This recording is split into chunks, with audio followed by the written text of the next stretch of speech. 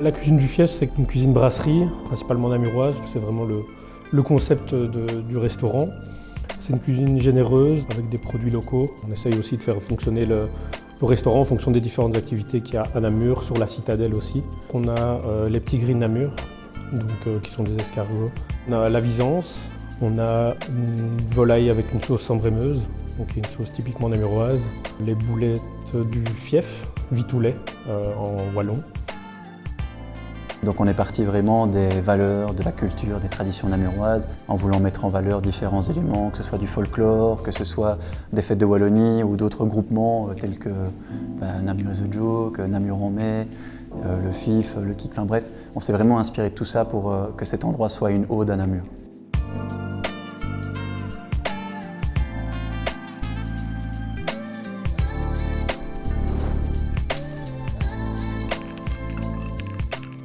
Quand on a démarré le gin de Namur, on ne s'attendait pas à le commercialiser déjà.